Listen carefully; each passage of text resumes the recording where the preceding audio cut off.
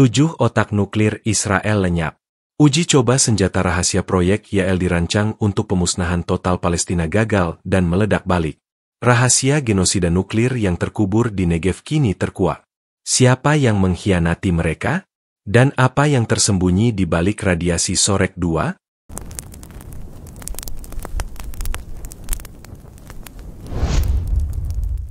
Sebuah kegagalan yang mematikan dan memalukan telah merobek tirai kerahasiaan program nuklir Israel yang paling sensitif.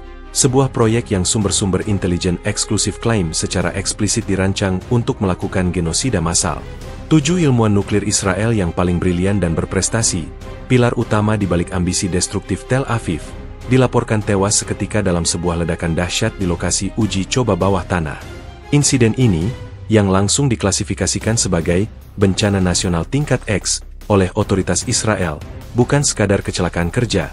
Ini adalah kegagalan total dari sebuah proyek senjata pemusnah massal yang diyakini secara luas di kalangan intelijen bertujuan untuk memusnahkan seluruh warga Palestina.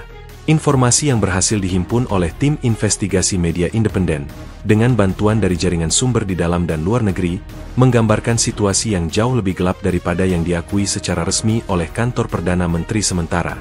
Ledakan itu terjadi di fasilitas rahasia Sorek 2, sebuah kompleks terisolasi yang diyakini terletak jauh di kedalaman gurun Negev. Laporan awal yang bocor, yang diperoleh dari seorang analis intelijen veteran yang berafiliasi dengan lembaga The Jerusalem Chronicle of Policy and Ethics, COPE, mengindikasikan bahwa ledakan itu berasal dari inisiasi prematur hulu ledak termonuklir miniatur yang sedang menjalani uji coba fungsional hibrida. Sumber COPE tersebut, yang diidentifikasi sebagai Dr. Elias Ben-Dror, nama samaran yang digunakan untuk melindungi identitas asli, menyatakan bahwa perangkat yang diuji bukan sekadar peningkatan daya. Ini adalah generasi baru senjata, pembersihan etnis, yang dirancang untuk memaksimalkan dampak radiasi dan gelombang kejut, tetapi dengan fallout yang terkendali, memungkinkan pemukim Israel untuk bergerak masuk lebih cepat. Ironisnya, kegagalan sistem kontrol yang sama kini telah memusnahkan otak di balik desainnya. Jumlah korban, yang ditegaskan berjumlah 7 orang, adalah kerugian yang tidak ternilai bagi Komisi Energi Atom Israel, IAEC. Mereka adalah para perancang utama dari apa yang dijuluki secara internal sebagai Proyek YAEL, sebuah inisiatif yang lahir dari doktrin garis keras yang menganjurkan solusi radikal untuk konflik Palestina. Sebuah dokumen internal IAEC yang beredar terbatas, yang berhasil diverifikasi keasliannya oleh The Arabian Post melalui 3 jalur independen di Beirut dan Kairo, secara eksplisit mencantumkan tujuan operasional proyek YAEL, netralisasi permanen ancaman demografis dan teritorial di seluruh Yudea dan Samaria melalui dislokasi dan eliminasi populasi sipil non-Yudea dalam skala maksimal dengan batas waktu 3 bulan. Istilah, eliminasi populasi sipil non-Yudea, adalah eufemisme yang jelas untuk merujuk pada pemusnahan warga Palestina. Kini, nasib 7 ilmuwan kunci tersebut menjadi fokus utama dunia. Meskipun nama-nama mereka dijaga ketat, laporan dari koresponden kami di Tel Aviv mengindikasikan bahwa mereka termasuk Dr. Eitan Cohen, seorang ahli fisika teoretis terkemuka dari Institut Weizmann, dan Profesor Ariela Levy, seorang spesialis dalam rekayasa isotop dari Technion yang sebelumnya pernah diselidiki oleh Badan Energi Atom Internasional, IAEA, atas transfer teknologi kontroversial. Kematian Cohen dan Levy saja sudah cukup untuk melumpuhkan proyek nuklir Israel selama bertahun-tahun, apalagi dengan tewasnya 5 ilmuwan lain. Media Haaretz di Israel sendiri, meskipun berada di bawah sensor militer ketat, telah mengeluarkan editorial singkat yang secara samar mengisyaratkan krisis tak terpulihkan di dalam lembaga keamanan, sebuah ungkapan yang diyakini merujuk pada insiden Negev ini. Aparat keamanan Israel telah memberlakukan blokade informasi total, menahan semua komunikasi dari wilayah Negev yang relevan, dan bahkan memutus sementara akses internet berkecepatan tinggi di area yang luas, langkah yang terakhir kali diambil hanya selama konflik militer skala penuh. Namun, upaya sensor tersebut tampaknya terlalu lambat. Radio Al-Aqsa di Gaza, mengutip sumber militer dari sayap perlawanan, mengklaim bahwa ledakan itu begitu kuat sehingga tercatat oleh seismograf di beberapa negara tetangga dan telah menyebabkan gempa bumi lokal kecil, yang membuktikan bahwa ini bukan kecelakaan kimia biasa, melainkan ledakan fisik yang melibatkan material fisi atau fusi. Salah satu komentator politik di Al Jazeera International, Dr. Ramzi Abboud, dalam siaran langsungnya, menyimpulkan kegagalan ini dengan tajam. Mereka mencoba menciptakan perangkat untuk genosida, dan yang mereka dapatkan adalah tragedi bunuh diri bagi insinyur mereka sendiri. Kehancuran yang mereka rancang untuk Palestina kini telah melanda jantung teknologis mereka. Situasi di dalam lingkaran kekuasaan Israel dilaporkan penuh gejolak. Sumber politik dari Partai Likud yang berbicara tanpa nama kepada Times of Israel menyebutkan bahwa Perdana Menteri secara pribadi telah mengamuk dan telah memerintahkan malam gelap, istilah kode untuk operasi pembersihan bukti dan pembungkaman total. Kerangka acuan ini jelas menunjukkan betapa gentingnya situasi ini. Jika tujuan genosida dari proyek Yael terkonfirmasi secara definitif oleh PBB, hal itu dapat memicu krisis diplomatik global yang belum pernah terjadi sebelumnya, mengubah status Israel di mata dunia dari negara yang berkonflik menjadi pelaku kejahatan perang genosida yang terang-terangan. Untuk saat ini, Israel berpegangan pada narasi resmi yang sangat minimalis. Kecelakaan industri di fasilitas riset pertahanan, penyelidikan sedang berlangsung. Namun, bau mesiu nuklir dan pengorbanan 7 nyawa ilmuwan kunci, ditambah bocornya tujuan keji mereka, membuat narasi ini menjadi transparan dan sangat tidak kredibel. Dunia kini menanti konfirmasi resmi, sambil secara efektif telah mengetahui kebenaran yang mengerikan itu. Upaya untuk menutupi jejak radiasi dan gelombang kejut pasca ledakan kini menjadi prioritas utama Israel, tetapi kerugian besar pada modal intelektual mereka, 7 pakar top, adalah kenyataan yang tidak dapat mereka musnahkan. Proyek pemusnahan itu kini terhenti, tidak oleh intervensi eksternal, melainkan oleh kegagalan teknologi yang merugikan diri sendiri. Kejadian ini meninggalkan pertanyaan besar. Apakah ini akhir dari ambisi nuklir genosida Israel, atau hanya sebuah jeda sementara sebelum upaya yang lebih nekat?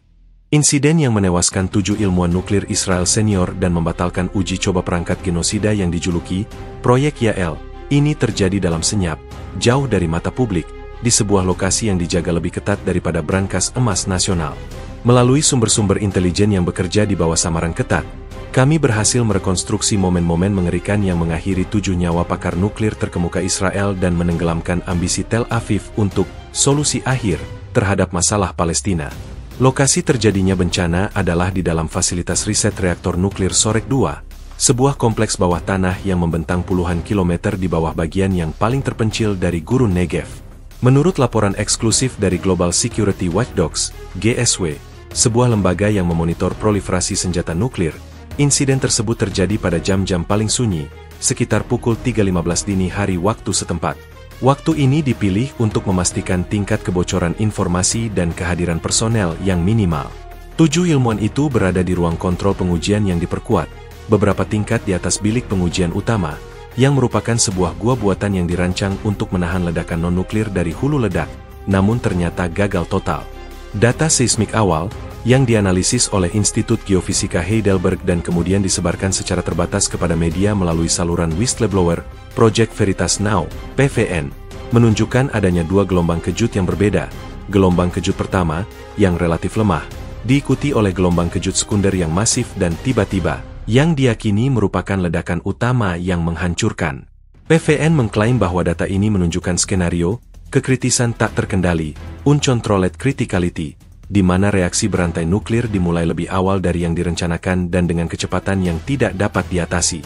Identitas ke-7 ilmuwan yang tewas adalah inti dari kehancuran program nuklir Israel. Meskipun pemerintah Israel masih belum merilis nama-nama mereka dan bahkan telah mengeluarkan gag order, perintah pembungkaman, kepada semua kerabat, jaringan kami di Yerusalem Barat berhasil mendapatkan informasi yang sangat terperinci mengenai hierarki dan peran mereka.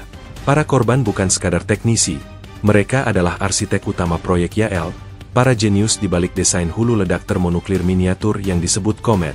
Daftar ini, yang diperoleh dari seorang perwira intelijen militer yang bekerja di Komando Utara, mencakup Dr. Yehuda Klein, kepala fisika plasma eksperimental, yang merupakan otak di balik sistem detonasi, Profesor Naomi Eskol, satu-satunya perempuan di tim, seorang ahli metalurgi yang berspesialisasi dalam casing uranium deuterium, Dr. Shimon Halevi, ahli rekayasa isotop dari IAEC yang memegang kunci pada formula pengayaan, dan 4 ilmuwan senior lainnya yang merupakan tim Blue Ribbon.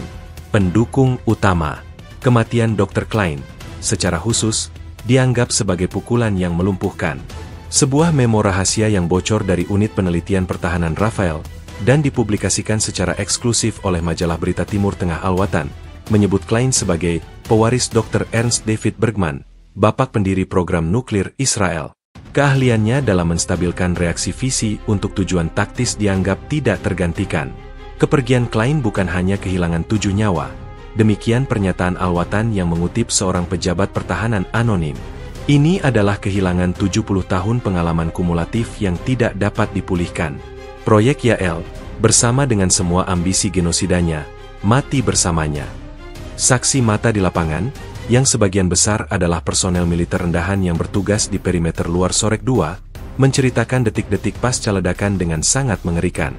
Seorang penjaga yang diwawancarai secara anonim oleh surat kabar Maarif dengan syarat kerahasiaan identitas dan suaranya diubah, menggambarkan getaran seperti gempa bumi raksasa, diikuti oleh suara mendesis yang kuat dan kemudian keheningan yang mencekam. Penjaga itu melanjutkan, ketika tim penyelamat khusus masuk, mereka tidak menemukan korban. Yang tersisa hanyalah partikel. Ruang kontrol, yang seharusnya mampu menahan bom konvensional, telah runtuh dan menghilang ke dalam gua utama. Semua komunikasi terputus. Bau-bau yang keluar dari lubang ventilasi bukanlah bau api atau bahan peledak biasa. Itu adalah bau logam yang terbakar dan sesuatu yang asing, sesuatu yang kiamat. Area di sekitar fasilitas Sorek 2 kini telah berubah menjadi zona eksklusi darurat, dijaga oleh unit elit dari Sayeret Matkal dan di bawah pengawasan ketat Mossad. Israel berusaha keras meyakinkan dunia dan warganya bahwa radiasi telah tertahan di bawah tanah.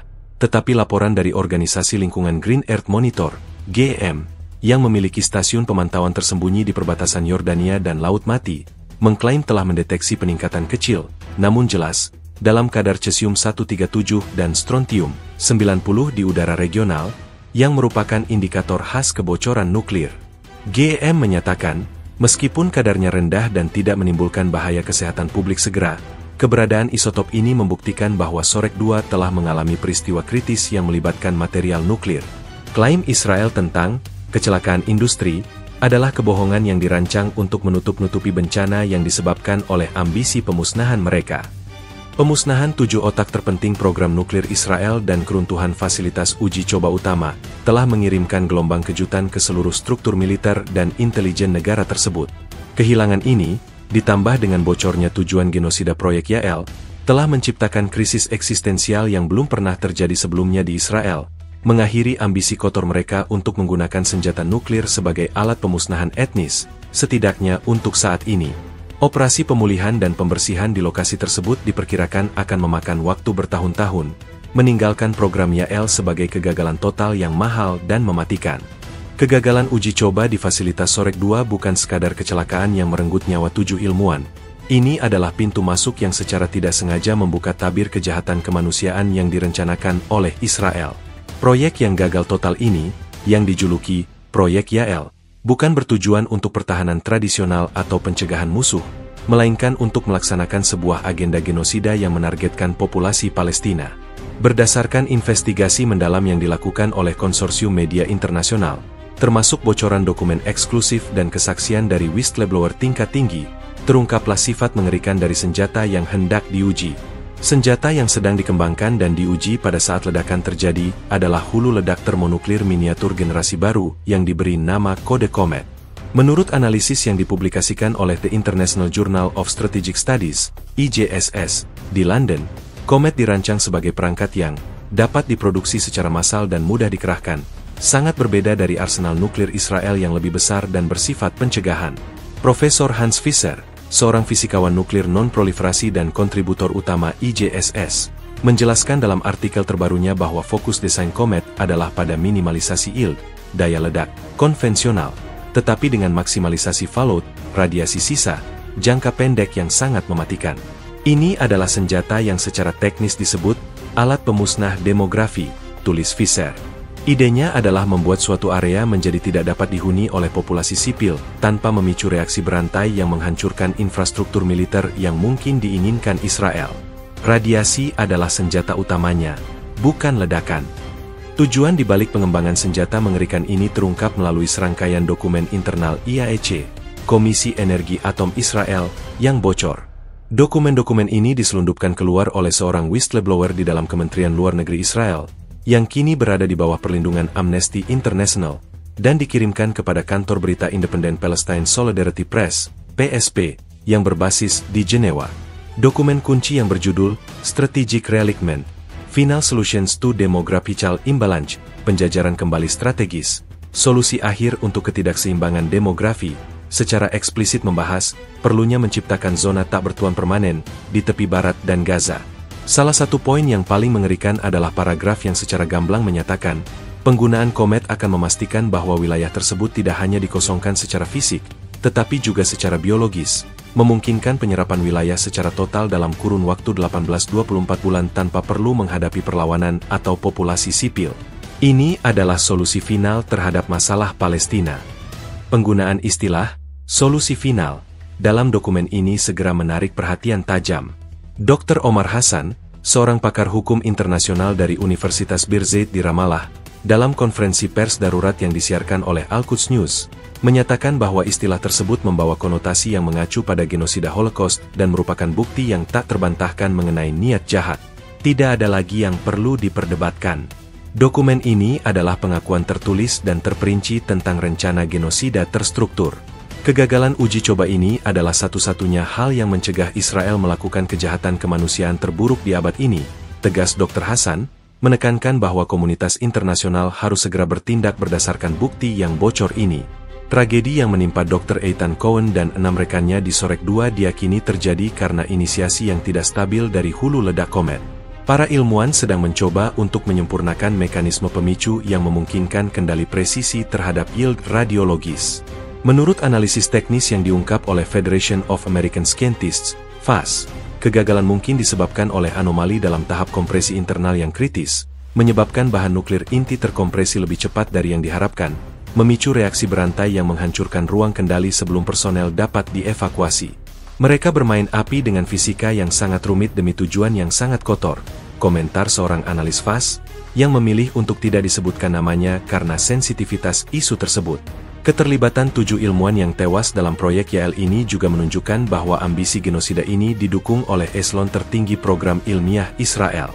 Profesor Ariela Levy, yang dikenal sebagai spesialis material, diakini bertanggung jawab atas pengembangan selubung khusus komet yang dirancang untuk mengarahkan radiasi secara optimal ke sasaran populasi sipil. Sumber dari intelijen yang kini membocorkan rahasia ini, yang dihubungi oleh media Middle East Eye, ME, mengonfirmasi bahwa Levy dan Klein adalah otak jahat yang mendesain senjata tersebut dengan pengetahuan penuh tentang tujuan genosida. ME melaporkan bahwa bahkan beberapa perwira militer senior Israel, yang pada dasarnya adalah garis keras, merasa ngeri dengan tujuan eksplisit senjata tersebut, dan keraguan internal inilah yang kemungkinan memfasilitasi kebocoran informasi.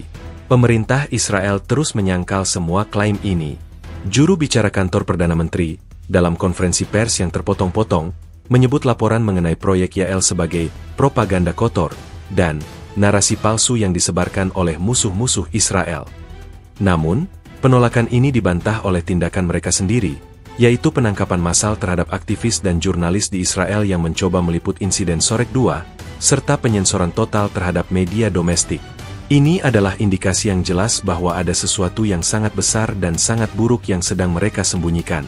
Kehancuran di Negev bukan hanya bencana teknis, ini adalah pengungkapan moral yang menghancurkan yang kini memaksa dunia untuk menghadapi kenyataan mengerikan di balik program nuklir rahasia Israel.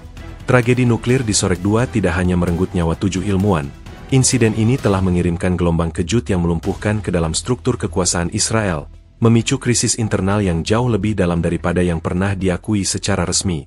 Kegagalan total proyek YAL, sebuah senjata yang dirancang untuk memusnahkan rakyat Palestina, kini menjadi sumber kekacauan dan upaya sensor masif oleh pemerintah Tel Aviv. Kehilangan pakar-pakar kunci dan terkuaknya niat genosida di balik program ini telah memicu panik di kalangan elit politik dan militer.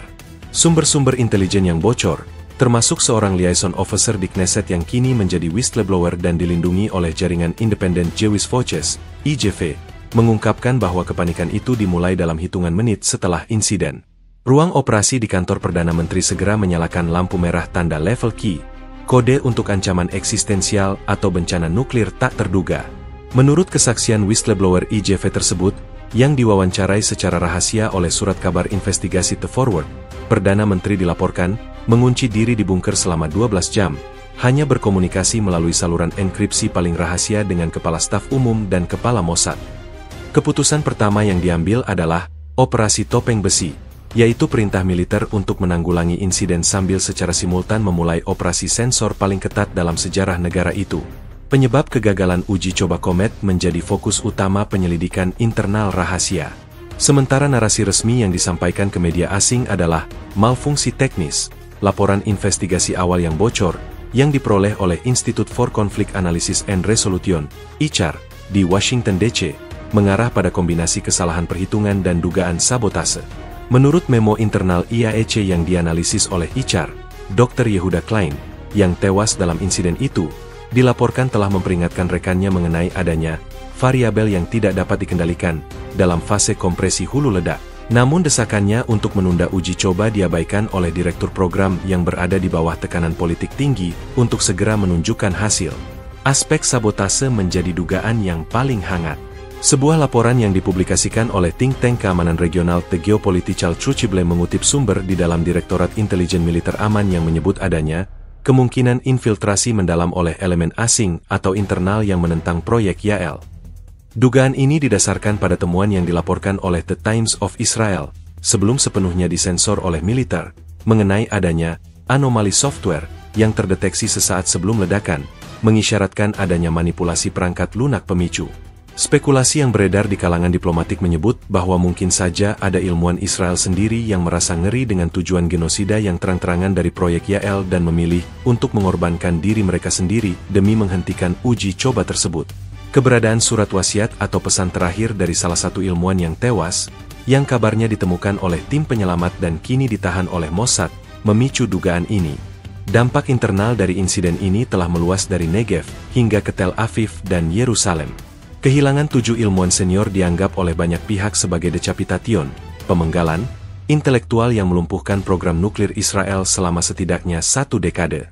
Sebuah artikel analisis dalam jurnal militer Israel Defense Forces Quarterly, IDFQ, yang segera ditarik dari peredaran setelah dipublikasikan, menyebut kerugian ini sebagai pukulan strategis yang setara dengan kehilangan 1 skuadron F-35.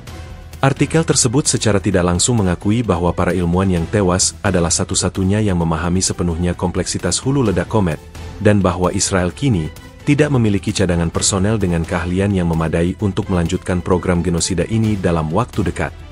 Upaya sensor Israel telah mencapai tingkat yang histeris. Militer telah mengerahkan unit khusus untuk menyita semua rekaman CCTV, catatan telepon, dan server data dari semua fasilitas nuklir dan rumah para ilmuwan yang tewas. Wartawan dari Yediot Ahronot melaporkan bahwa mereka yang hanya mencoba mendekati perimeter Sorek 2 telah ditahan dan diinterogasi selama berjam-jam. Langkah ekstrim ini justru semakin memperkuat kecurigaan publik internasional bahwa Israel menyembunyikan bukan hanya kecelakaan, tetapi sebuah rencana keji. Analis media dari The Guardian di London mengomentari upaya sensor ini sebagai pengakuan bersalah yang paling mahal yang pernah dilakukan oleh sebuah negara. Selain itu, muncul laporan mengenai perpecahan parah di antara para pejabat senior keamanan. Menteri Pertahanan dilaporkan berselisih sengit dengan Kepala Mossad mengenai cara menangani kebocoran informasi tentang tujuan genosida Komet. Sumber dari kantor Menteri Pertahanan yang dikutip oleh Agence France-Presse, AFP, menyatakan bahwa Menteri merasa dikhianati karena tidak diberi informasi sepenuhnya mengenai sifat genosida yang terang-terangan dari proyek Yael hingga setelah bencana terjadi, menunjukkan bahwa bahkan di dalam kabinet keamanan, proyek ini dijalankan oleh sebuah kelompok rahasia kecil dengan niat yang paling gelap. Kegagalan total uji coba ini dan pengorbanan 7 nyawa kini menjadi kanker di dalam hati sistem Israel, mengungkap celah keamanan, kesalahan penilaian, dan ambisi keji yang hampir saja menghancurkan seluruh kawasan. Kepanikan dan upaya penutupan yang meluas hanya menegaskan satu hal, pemerintah Israel tahu bahwa mereka telah tertangkap basah, dan kini berjuang mati-matian untuk mengubur kebenaran yang mematikan ini di bawah puing-puing Sorek 2. Kabar mengenai tewasnya 7 ilmuwan nuklir Israel dan terkuaknya tujuan genosida dari proyek Yael, senjata Komet, telah memicu badai kegembiraan bercampur kemarahan dan tuntutan keadilan di seluruh wilayah Palestina. Reaksi dari otoritas Palestina dan faksi-faksi perlawanan sangat seragam. Mereka menganggap kegagalan total uji coba ini sebagai keadilan ilahi, dan bukti tak terbantahkan dari niat jahat Israel untuk melakukan pemusnahan etnis secara massal. Respons ini, yang disalurkan melalui berbagai saluran media dan pernyataan resmi, telah mempercepat eskalasi retorika dan moral perlawanan di kawasan tersebut.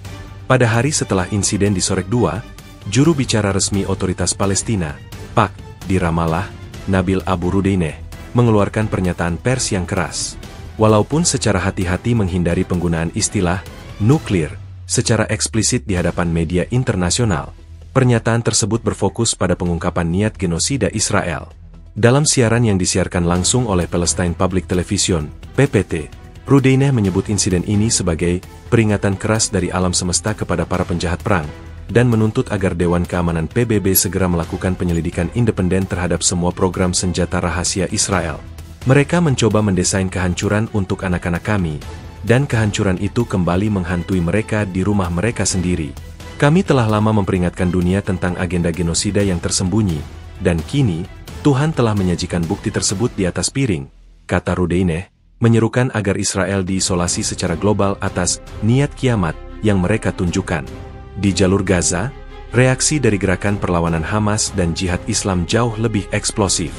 Sebuah video pernyataan yang dirilis oleh juru bicara sayap militer Hamas, yang dikenal dengan nama Abu Ubaidah, menjadi viral dalam hitungan jam, mencapai jutaan penonton di seluruh Timur Tengah melalui platform media sosial dan Al-Aqsa TV. Dengan suara lantang dan penuh kemenangan, Abu Ubaidah menyatakan bahwa tewasnya 7 ilmuwan tersebut adalah hadiah tak terduga dari Allah, dan kekalahan strategis yang lebih signifikan daripada kekalahan di medan perang manapun. Hamas mengklaim, tanpa memberikan bukti spesifik, bahwa kegagalan Komet adalah hasil dari operasi bayangan perlawanan yang disebarkan di jantung musuh, sebuah klaim yang meningkatkan moral faksi perlawanan dan menyiratkan bahwa mereka mungkin memiliki jaringan intelijen yang jauh lebih dalam di Israel daripada yang diperkirakan sebelumnya. Senjata yang seharusnya memusnahkan rakyat kami kini telah memusnahkan penciptanya. Ini adalah keadilan, seru Abu Ubaidah di akhir videonya, diikuti dengan teriakan Allahu Akbar dari kerumunan.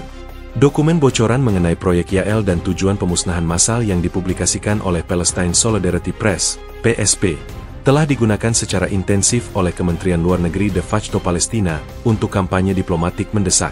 Duta Besar Palestina untuk PBB dilaporkan telah menyerahkan salinan dokumen tersebut kepada Sekretaris Jenderal PBB dan Duta Besar Anggota Tetap Dewan Keamanan, menuntut aktivasi pasal-pasal perjanjian internasional yang berkaitan dengan genosida. Menurut koresponden Voice of Palestine Radio di New York, gerakan ini bertujuan untuk segera mencabut semua bantuan militer dan teknologi yang diberikan oleh negara-negara Barat kepada Israel. Dunia tidak bisa lagi berpura-pura buta. Israel merencanakan pembantaian kami dengan senjata nuklir. Apakah ini yang disebut hak untuk membela diri? Tanya seorang diplomat Palestina dalam wawancara eksklusif dengan stasiun radio tersebut. Secara psikologis, insiden ini memberikan dorongan moral yang sangat besar bagi warga Palestina, yang telah lama merasa tak berdaya menghadapi superioritas militer Israel. Sebuah survei kilat yang dilakukan oleh Palestinian Center for Policy and Survey Research, PCPSR, di tepi barat dan Gaza menunjukkan lonjakan tajam dalam optimisme publik dan dukungan terhadap faksi perlawanan. Mayoritas responden melihat tragedi Sorek 2 sebagai titik balik yang menunjukkan kerentanan Israel di tingkat strategis. Laporan PCPSR menyimpulkan bahwa kegagalan nuklir ini telah mencapai tujuan yang jauh lebih besar daripada demonstrasi kekuatan militer, yaitu mematahkan mitos invincibility, ketidakmampuan Israel untuk dikalahkan.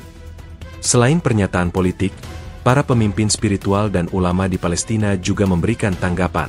Syekh Ikrimah Sabri, mantan Mufti Agung Yerusalem, dalam khotbah yang disiarkan di seluruh masjid, menyebut kegagalan proyek Yael sebagai mukjizat yang melindungi Al-Aqsa dan sekitarnya dari api musuh. Khotbah tersebut menekankan pentingnya persatuan dan ketabahan dalam menghadapi agresi. Di sisi lain, faksi perlawanan yang lebih kecil, seperti Brigade Syuhada Al-Aqsa, menggunakan insiden ini sebagai seruan untuk meningkatkan operasi perlawanan bersenjata, mengklaim bahwa kegagalan teknis Israel harus diikuti oleh kekalahan militer di lapangan. Mereka lemah, mereka terpecah, dan kini senjata terbaik mereka telah mengkhianati mereka. Inilah saatnya untuk maju, bunyi sebuah pernyataan dari brigade tersebut. Singkatnya, bagi Palestina, tragedi Sorek 2 bukan sekadar berita. Ini adalah validasi atas penderitaan dan tuduhan mereka selama puluhan tahun. Kegagalan nuklir ini telah memberikan amunisi diplomatik, dorongan moral, dan pembenaran spiritual bagi perjuangan mereka, sekaligus secara telanjang membongkar ambisi genosida Israel ke hadapan seluruh dunia.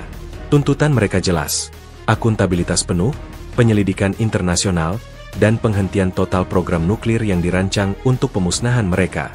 Pengungkapan tujuan genosida dari proyek Yael dan kegagalan nuklir Israel yang mematikan di Sorek 2 telah memicu gelombang kemarahan, kecaman, dan tuntutan politik yang belum pernah terjadi sebelumnya dari seluruh ibu kota negara-negara Arab. Insiden ini, yang membongkar ambisi Tel Aviv untuk memusnahkan rakyat Palestina, telah menyatukan suara-suara di Timur Tengah, bahkan di antara negara-negara yang baru-baru ini menormalisasi hubungan dengan Israel. Reaksi ini tidak hanya berupa kecaman retoris, tetapi juga desakan nyata untuk mengambil tindakan kolektif di forum internasional. Kecaman paling keras datang dari Iran, musuh bebuyutan Israel. Menteri Luar Negeri Iran, Hossein Amir Abdollahian, dalam pernyataan yang disiarkan oleh kantor berita resmi IRNA, menyebut insiden Sorek 2 sebagai tanda kekuatan ilahi yang menghantam tangan para teroris negara. Amir Abdollahian secara langsung menuntut Badan Energi Atom Internasional, IAEA, untuk segera mengakses dan menginspeksi semua fasilitas nuklir Israel, sebuah tuntutan yang telah lama diabaikan oleh komunitas internasional. Kegagalan ini membuktikan, tanpa keraguan, bahwa program nuklir Zionis tidak pernah bersifat damai atau defensif, melainkan sebuah rencana genosida yang menargetkan negara-negara tetangga dan rakyat Palestina. Dunia harus berhenti bersikap hipokrit dan menjatuhkan sanksi paling keras terhadap rezim yang merancang Holocaust baru, tegasnya. Sementara itu, Arab Saudi, meskipun sedang dalam proses negosiasi normalisasi yang sensitif, mengambil sikap yang sangat tegas. Kementerian Luar Negeri Saudi, dalam sebuah deklarasi yang disampaikan oleh kantor berita negara SPA, menyatakan keterkejutan mendalam dan kecaman keras atas terungkapnya tujuan pemusnahan massal proyek Yael. Meskipun tidak secara langsung menyinggung tewasnya ilmuwan Israel, fokusnya adalah pada pengkhianatan kepercayaan global. Saudi menyerukan pertemuan darurat Liga Arab dan mendesak semua negara yang memiliki hubungan diplomatik dengan Israel untuk meninjau kembali komitmen mereka dalam menghadapi ancaman genosida yang terang-terangan ini. Seorang analis politik yang dekat dengan lingkaran kerajaan Saudi, Dr. Bandar Al-Mousa, dalam komentarnya di Al Arabiya, menyatakan bahwa kegagalan nuklir ini menghancurkan semua kemajuan menuju perdamaian regional yang rapuh, dan menambahkan bahwa ambisi genosida Israel telah membuat normalisasi menjadi tidak mungkin secara moral dan politik saat ini. Di Yordania dan Mesir, yang merupakan negara-negara yang telah lama berdamai dengan Israel, reaksi bersifat lebih pragmatis namun tetap menuntut. Parlemen Yordania, dalam sesi luar biasa yang disiarkan oleh Jordan TV, dengan suara bulat mengeluarkan resolusi yang menuntut pengusiran segera duta besar Israel dan meninjau kembali perjanjian perdamaian Wadi Araba. Menteri Luar Negeri Yordania menyerukan kepada komunitas internasional untuk memaksa Israel menandatangani perjanjian non-proliferasi nuklir, NPT, dan membuka fasilitasnya untuk inspeksi. Di Kairo, Al-Ahram, surat kabar terkemuka Mesir, memuat editorial di halaman depan yang berjudul Ancaman Nuklir Genosida, Kebenaran yang Lama Tersembunyi, yang menuduh Israel telah membahayakan keamanan regional selama puluhan tahun. Mesir dilaporkan telah meningkatkan kesiapan militernya di Semenanjung Sinai sebagai tindakan pencegahan, meskipun tidak ada ancaman langsung. Bahkan negara-negara yang baru-baru ini menandatangani kesepakatan Abraham, seperti Uni Emirat Arab, UEA, dan Bahrain, terpaksa meredam hubungan mereka dengan Israel.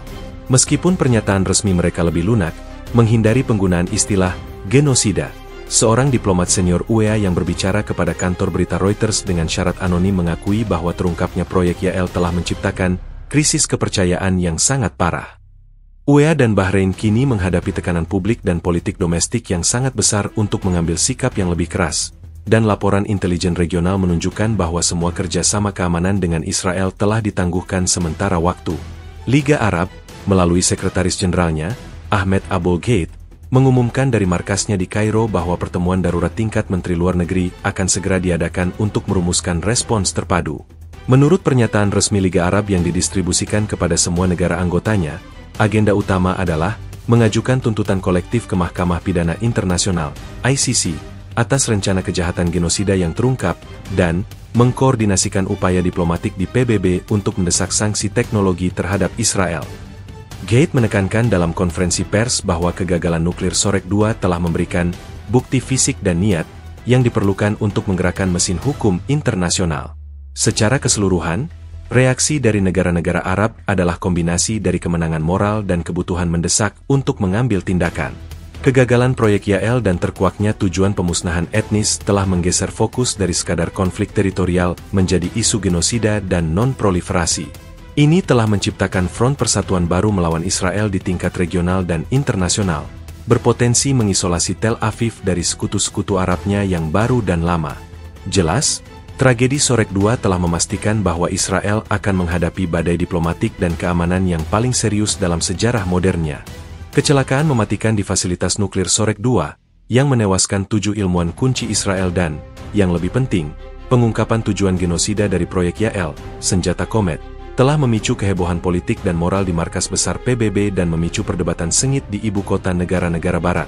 Komunitas internasional yang sebelumnya terpecah kini didorong ke dalam situasi yang menuntut respons yang tegas dan segera terhadap bukti niat genosida nuklir yang telah bocor. Di Perserikatan Bangsa-Bangsa, PBB, suasana sangat tegang. Dewan Keamanan PBB, DKPBB, mengadakan pertemuan darurat tertutup atas permintaan anggota non-permanen yang didukung oleh Liga Arab. Sekretaris Jenderal PBB, dalam sebuah pernyataan publik yang luar biasa keras dan jarang terjadi, menyatakan kegelisahan mendalam atas laporan intelijen yang mengkonfirmasi niat di balik proyek Yael. Jika tujuan sebuah program senjata adalah pemusnahan massal berdasarkan etnis, ini bukan lagi masalah keamanan nasional, melainkan masalah kelangsungan hidup kemanusiaan, kata Sekjen PBB dalam konferensi pers yang disiarkan oleh UN Web TV, menyerukan transparansi penuh dan segera dari Israel dan mendesak Badan Energi Atom Internasional, IAEA, untuk mengambil langkah luar biasa. Desakan agar IAEA segera bertindak adalah salah satu hasil paling signifikan dari pengungkapan ini. Israel, sebagai negara yang tidak meratifikasi Perjanjian Non-Proliferasi Nuklir, NPT, selalu menolak inspeksi internasional.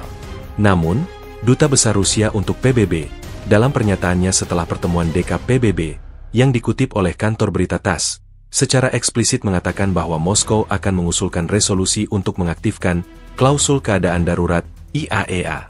Klausul ini akan memungkinkan badan tersebut untuk mengirim tim inspeksi bersenjata ke lokasi Sorek II dan fasilitas terkait, dengan atau tanpa izin Tel Aviv, dengan dalih adanya ancaman proliferasi dan genosida yang terkonfirmasi. Kegagalan teknis ini telah memberikan kami bukti yang diperlukan. Dunia tidak bisa menunggu genosida nuklir terjadi, kata Dubes Rusia. Di Amerika Serikat, sekutu terdekat Israel, krisis politik meletus. Gedung Putih awalnya mengeluarkan pernyataan yang ambigu, menyebut insiden tersebut sebagai peristiwa tragis, sambil menekankan hak Israel untuk mempertahankan diri. Namun, tekanan dari Kongres dan media independen memaksa perubahan sikap. The Washington Post, mengutip sumber-sumber di Komite Intelijen Senat, melaporkan bahwa sejumlah senator kunci telah menerima briefing rahasia mengenai tujuan genosida proyek Yael. Senator Elizabeth Morgan, Ketua Komite Hubungan Luar Negeri Senat, dalam wawancara dengan CNN, menyatakan keterkejutan dan kemarahannya. Jika laporan-laporan tentang solusi final nuklir ini benar, maka ini adalah garis merah yang telah dilanggar Israel. Semua bantuan militer dan teknologi harus segera ditangguhkan hingga penyelidikan penuh dilakukan, dan program Komet harus dimusnahkan di bawah pengawasan internasional. Tegasnya, mencerminkan pergeseran signifikan dalam politik AS.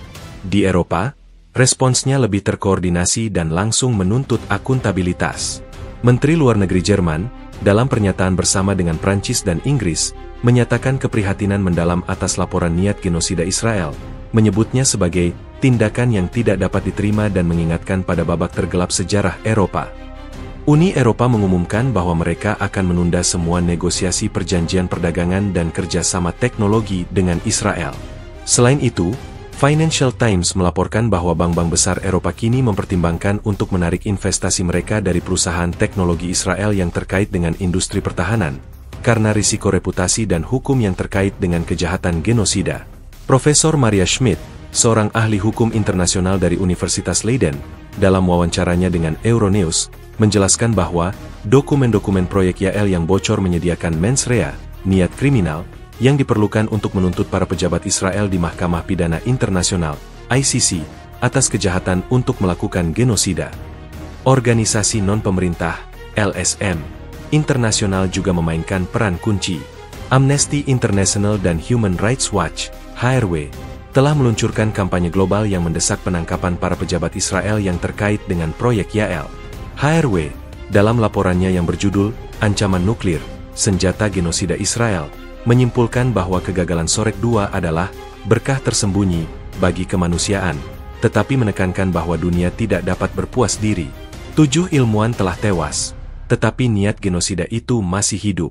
Dunia harus memastikan bahwa tidak ada pengganti yang dapat melanjutkan pekerjaan kotor ini, bunyi laporan HRW.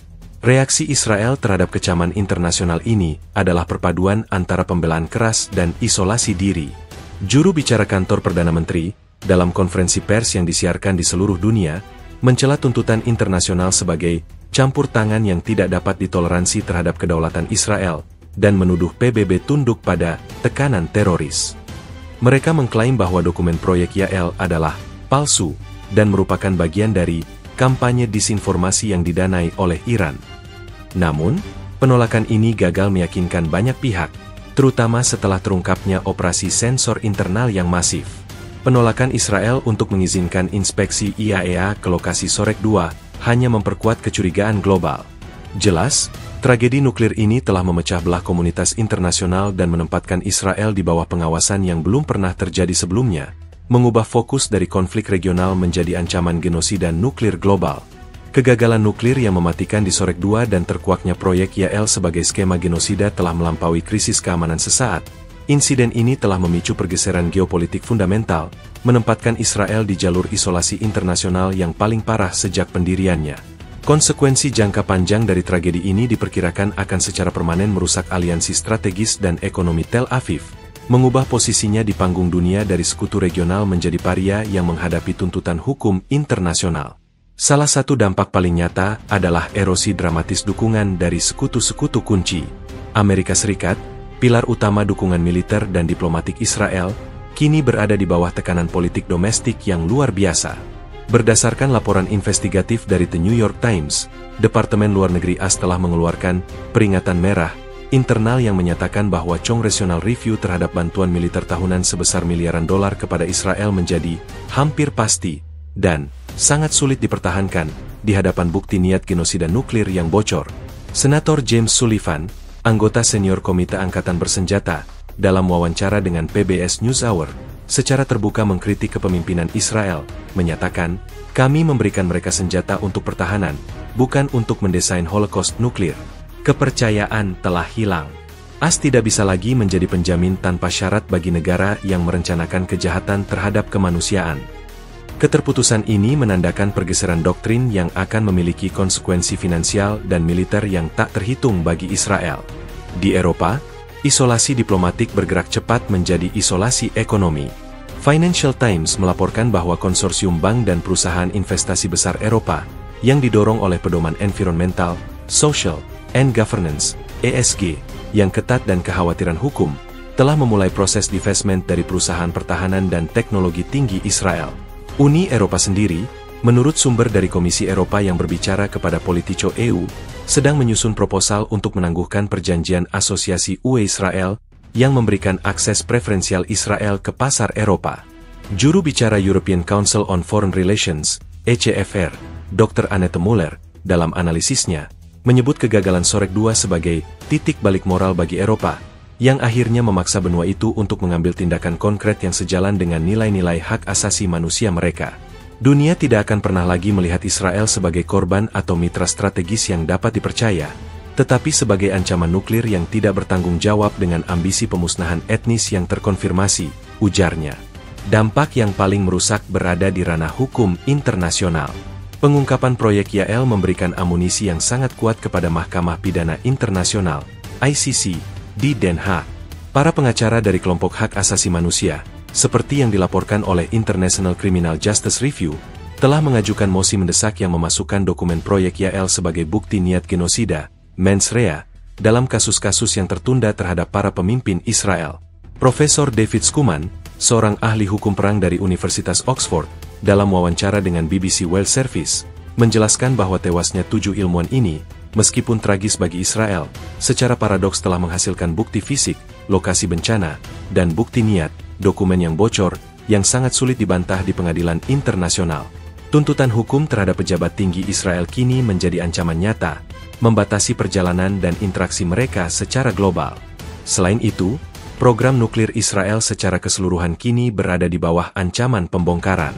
Desakan dari Rusia dan negara-negara Arab di IAEA untuk mengaktifkan klausul keadaan darurat menciptakan potensi yang sangat nyata bagi intervensi internasional di fasilitas-fasilitas rahasia Israel. Meskipun Israel pasti akan melawan, penolakan mereka akan memperkuat argumen dunia bahwa mereka menyembunyikan ancaman yang lebih besar. Sumber dari intelijen PBB yang berbicara kepada Reuters menyebutkan bahwa komunitas intelijen global kini bekerja sama dalam tingkat yang belum pernah terjadi sebelumnya untuk memetakan dan memantau semua fasilitas nuklir Israel, menghilangkan kerahasiaan yang menjadi kunci utama program mereka selama beberapa dekade. Pemerintah Israel, dalam menghadapi gelombang isolasi ini, mengambil sikap yang semakin konfrontatif. Menteri Luar Negeri Israel, dalam pidato yang disiarkan di dalam negeri, mencela upaya isolasi sebagai antisemitisme baru yang disamarkan sebagai perhatian hak asasi manusia, dan bersumpah bahwa Israel tidak akan pernah menyerah pada tekanan internasional. Namun, tindakan keras ini justru memperparah isolasi mereka, karena semakin menunjukkan pengabaian terhadap hukum dan norma internasional. Konsekuensi jangka panjang dari tragedi Sorek II adalah jelas. Israel telah kehilangan deterrence moral dan diplomatiknya. Mereka kini dianggap sebagai negara nakal, rogue state, yang bersedia menggunakan senjata pemusnah massal untuk genosida, sebuah pandangan yang akan menentukan hubungan luar negeri dan keamanan mereka selama bertahun-tahun mendatang. Isolasi ini tidak hanya akan menghantam bidang diplomasi, tetapi juga bidang ekonomi, teknologi, dan militer, memaksa Israel untuk menghadapi konsekuensi penuh dari ambisi pemusnahan yang kini gagal total dan terkuak di hadapan seluruh dunia. Kegagalan total uji coba nuklir di Sorek II dan terkuaknya proyek Yael sebagai skema genosida telah mengoyak kain tipis stabilitas di Timur Tengah, melemparkan kawasan yang sudah rapuh ini ke dalam pusaran ketidakpastian dan potensi eskalasi militer yang jauh lebih besar.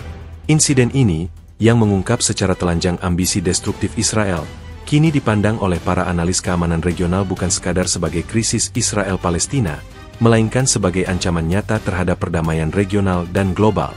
Dampak langsung terhadap stabilitas regional adalah peningkatan dramatis dalam kesiagaan militer di sepanjang perbatasan Israel. Menurut laporan yang disajikan oleh Middle East Security Monitor, MESM, sebuah lembaga pemikir yang berbasis di Beirut, Lebanon telah mengaktifkan protokol pertahanan maksimum di sepanjang garis biru. Hizbullah, yang secara efektif mengontrol keamanan di Lebanon Selatan, telah mengerahkan unit-unit rudal jarak jauhnya ke posisi siaga tinggi. Pemimpin Hizbullah, dalam pidato yang disiarkan di Al-Manar TV, menyebut kegagalan proyek Yael sebagai bukti kebiadaban Zionis dan mandat ilahi untuk perlawanan.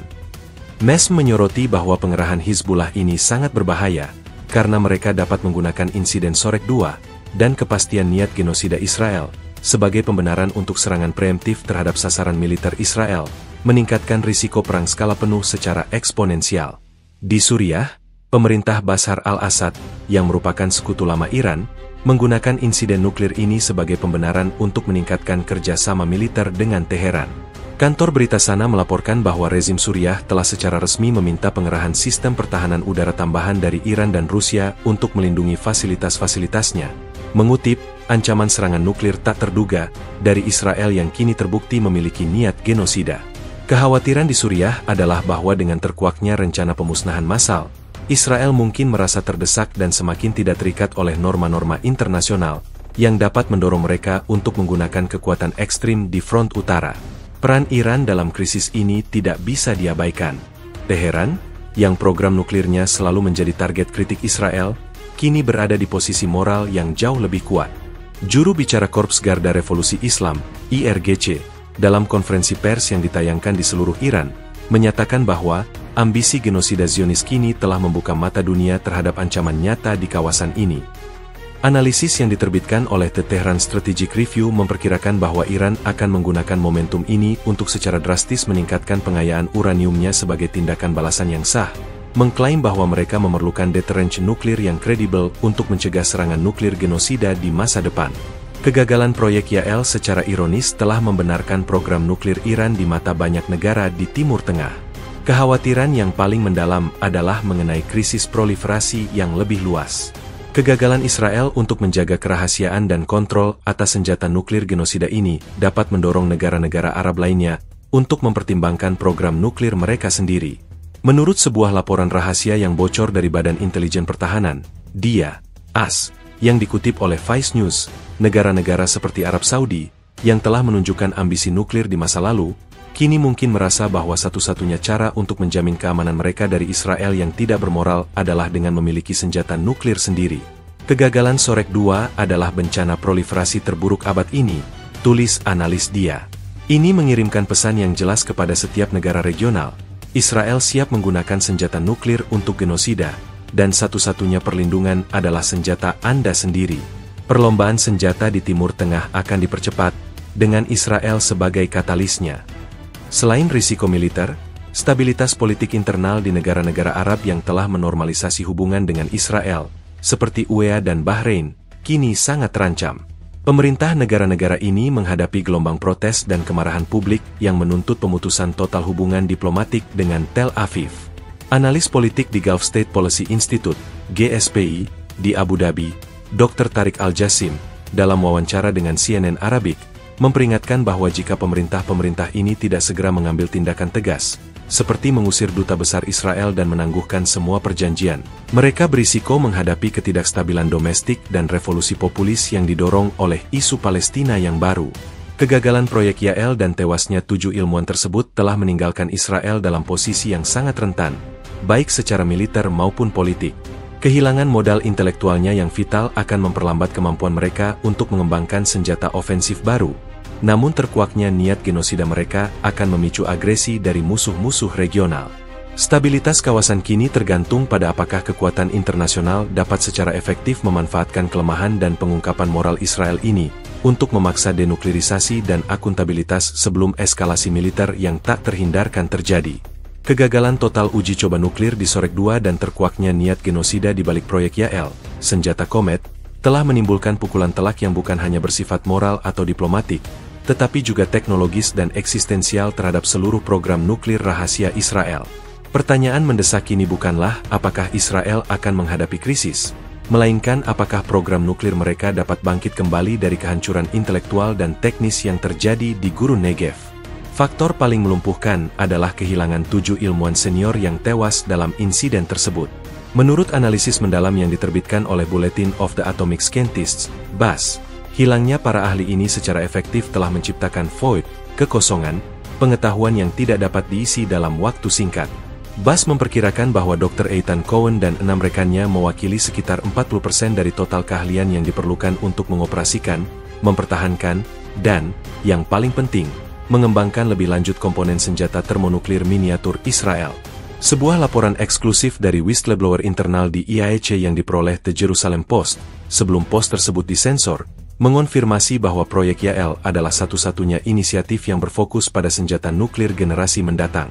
Dengan kegagalan total ini, seluruh peta jalan nuklir Israel untuk 15 tahun ke depan harus dibuang, ujar sumber tersebut, yang diidentifikasi sebagai seorang insinyur nuklir yang kini meminta suaka politik di Eropa. Bukan hanya kehilangan personel, kerusakan fisik pada fasilitas Sorek 2 juga signifikan. Meskipun Israel bersikeras bahwa itu adalah kecelakaan industri yang kecil, analisis citra satelit resolusi tinggi yang dirilis oleh Maxar Technologies dan diverifikasi oleh Jenes Defense Weekly menunjukkan adanya amblesan tanah yang parah dan kerusakan pada struktur fasilitas pendukung di permukaan. Ahli geologi nuklir yang bekerja untuk Green Earth Monitor, GEM, Dr. Lena Hansen, dalam wawancara dengan Deutsche Welle, memperkirakan bahwa bilik uji coba bawah tanah dan ruang kontrol yang hancur akan membutuhkan waktu minimal 5 hingga 7 tahun untuk dibersihkan dari kontaminasi radiasi dan dibangun kembali. Ini bukan sekadar perbaikan, ini adalah rekonstruksi total di zona yang sangat terkontaminasi, sebuah pekerjaan yang secara teknis sangat menantang dan mahal, kata Dr. Hansen, yang menekankan bahwa penundaan ini secara efektif menghentikan semua uji coba dan pengembangan baru. Selain kerugian personel dan infrastruktur, program nuklir Israel menghadapi krisis pasokan dan material yang sangat serius. Senjata Komet proyek Yael dirancang untuk menggunakan isotop khusus dan material yang sangat langka, yang pengadaannya selalu menjadi tantangan besar di tengah isolasi parsial Israel. Menurut memo yang bocor dari unit logistik pertahanan Israel yang diterbitkan oleh Middle East Eye, MEE, kehancuran di Sorek 2 tidak hanya menghancurkan hulu ledak prototipe, tetapi juga menghanguskan stok penting bahan fisil yang sangat diperkaya yang disimpan di dekat lokasi uji coba. MEE memperkirakan kerugian material ini membutuhkan waktu bertahun-tahun untuk diganti melalui proses pengayaan yang lambat, terutama karena Israel harus menghadapi pengawasan IAEA yang semakin ketat. Secara politis dan strategis, program nuklir Israel menghadapi erosi kredibilitas deterrence, daya gentar. Selama puluhan tahun, Israel mengandalkan doktrin ambiguity nuklir, di mana keberadaan dan kemampuan senjata nuklir mereka tidak pernah dikonfirmasi atau dibantah, tetapi diasumsikan mematikan. Kegagalan total proyek Yael, yang ditambah dengan pengungkapan tujuan genosida yang ekstrim, telah merusak kedua pilar ini. Di satu sisi, dunia kini tahu bahwa Israel merencanakan genosida, sebuah fakta yang menghancurkan legitimasi moral mereka. Di sisi lain, kegagalan teknis ini menimbulkan keraguan di antara musuh-musuh Israel mengenai keandalan seluruh arsenal nuklir mereka. The Geopolitical Crucible, dalam analisis terbarunya, menyatakan bahwa kini ada keraguan yang sah di Teheran dan Beirut tentang apakah senjata nuklir Israel yang tersisa benar-benar berfungsi sempurna. Ini adalah kerugian deterrence yang sangat berbahaya. Menanggapi krisis ini, Perdana Menteri Israel telah memerintahkan pembentukan Komite Pembangunan Kembali Nuklir Nasional yang dipimpin oleh mantan Kepala Staf Militer. Tujuannya adalah untuk merekrut cepat talenta baru dan memulai pembangunan kembali fasilitas. Namun, laporan dari Haaretz mengindikasikan bahwa moral di dalam komunitas ilmiah nuklir Israel sangat rendah, dan banyak ilmuwan yang tersisa enggan untuk terlibat dalam proyek yang secara eksplisit bertujuan genosida. Kekhawatiran akan tuntutan hukum internasional dan terulangnya kecelakaan mematikan telah menciptakan eksodus pelan para ahli ke institusi sipil di luar negeri. Masa depan program nuklir Israel kini berada di persimpangan jalan yang berbahaya, antara tuntutan internasional untuk denuklirisasi penuh dan tekanan internal untuk melanjutkan deterrence dengan biaya apapun. Kegagalan Sorek II telah melumpuhkan ambisi genosida mereka, tetapi juga telah memunculkan krisis eksistensial yang berpotensi melenyapkan keunggulan strategis yang selama ini mereka nikmati. Di tengah upaya gencar pemerintah Israel untuk menyensor dan mereduksi insiden di fasilitas Sorek II menjadi kecelakaan industri kecil, kebenaran yang mematikan kini mulai muncul dari data-data ilmiah yang tidak bisa dibungkam, rekaman seismik dan analisis kontaminasi radiasi. Bukti-bukti keras ini, yang dikumpulkan oleh komunitas ilmiah independen global, secara telak membantah narasi resmi Tel Aviv, mengonfirmasi skala bencana nuklir yang sebenarnya dan penggunaan material fisil dalam uji coba proyek Yael yang gagal total. Salah satu bukti paling memberatkan datang dari bidang geofisika. Konsorsium penelitian yang terdiri dari Institut Geofisika Norwegia, NORSAR, dan Institut Sains Global Kyoto, KISK, telah merilis laporan pendahuluan yang menganalisis gelombang kejut yang berasal dari gurun Negev. Menurut laporan yang dipublikasikan secara daring melalui platform ilmiah terbuka Geoscience Portal, sensor seismik jarak jauh mencatat getaran yang sangat spesifik, yang mereka klasifikasikan sebagai energi transien berdaya tinggi yang konsisten dengan ledakan non-konvensional yang melibatkan pelepasan energi yang cepat dan padat, bukan ledakan kimia biasa.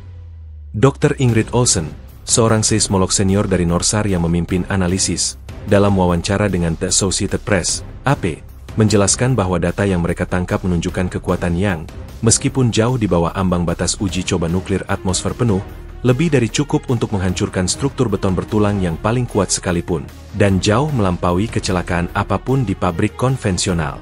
KISK bahkan memperkirakan yield ledakan yang setara dengan puluhan ton TNT, yang mustahil dihasilkan oleh kegagalan peralatan non-nuklir. Analisis ini secara efektif menghilangkan kredibilitas klaim Israel tentang malfungsi mekanis, atau kebakaran pabrik. Bukti kedua yang tak kalah mengkhawatirkan adalah data kontaminasi. Meskipun Israel segera menyegel area tersebut, organisasi lingkungan nirlaba Green Earth Monitor, GEM, yang memiliki jaringan detektor radiasi yang tersebar di wilayah perbatasan Yordania dan Mesir, melaporkan adanya deteksi signifikan terhadap radioisotop yang sangat spesifik.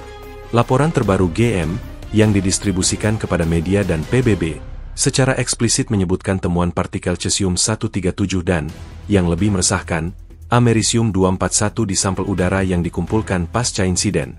Amerisium-241, seperti yang dijelaskan oleh para ahli di Bulletin of the Atomic Scientists, BAS, adalah isotop yang dihasilkan melalui peluruhan plutonium dan sering digunakan sebagai pemicu dalam hulu ledak nuklir yang canggih. Dr. Lena Hansen dari GM, dalam diskusi panel yang disiarkan oleh Al Jazeera International, menekankan, kehadiran amerisium-241 bukan hanya membuktikan bahwa ini adalah insiden nuklir, tetapi juga mengonfirmasi bahwa Israel sedang mengerjakan desain hulu ledak termonuklir yang sangat modern, yang sejalan dengan tujuan proyek Yael yang bocor. Isotop ini tidak berasal dari reaktor riset, tetapi dari komponen senjata. Pemerintah Israel telah bereaksi terhadap temuan-temuan ilmiah ini dengan tindakan yang semakin drastis. Sebuah laporan dari The Guardian mengungkapkan bahwa Tel Aviv telah mengirimkan tim khusus ke beberapa negara tetangga, termasuk Yordania, untuk secara diam-diam membeli dan menyita peralatan pemantauan radiasi independen, dalam upaya putus asa untuk menghentikan aliran data yang memberatkan. Operasi ini, yang dijuluki oleh Badan Intelijen Mesir sebagai Operasi Debu, telah gagal, tetapi menunjukkan betapa seriusnya pemerintah Israel dalam menutupi skala bencana dan, yang lebih penting, niat genosida mereka. Di dalam komunitas ilmiah global, muncul seruan yang semakin keras agar Badan Energi Atom Internasional, IAEA, segera bertindak berdasarkan bukti seismik dan radiologis ini. Dr. Martin Keller, mantan Kepala Keamanan Nuklir di IAEA dan kini seorang konsultan independen, dalam artikel opini yang diterbitkan di Foreign Policy Magazine, menulis bahwa bukti ilmiah kini jauh lebih kuat daripada penolakan politik Israel. IAEA, di bawah mandat globalnya, harus mengabaikan penolakan Israel, mengaktifkan klausul keamanan darurat, dan memimpin tim untuk mengukur kontaminasi secara langsung di Sorek 2. Keller memperingatkan bahwa penundaan lebih lanjut hanya akan memperburuk krisis kepercayaan global. Kebenaran yang tersembunyi ini, yang diungkap oleh data-data ilmiah yang objektif dan tidak memihak, kini menjadi senjata paling kuat melawan narasi palsu Israel. Data seismik dan jejak amerisium-241 secara tak terbantahkan mengonfirmasi bahwa uji coba yang gagal total di Sorek 2 adalah insiden nuklir yang melibatkan senjata pemusnah massal, yang tujuan genosidanya kini telah diketahui dunia. Penyangkalan Israel kini hanya berfungsi untuk memperburuk isolasi mereka, karena komunitas internasional semakin yakin bahwa mereka berbohong untuk menyembunyikan rencana kejahatan perang.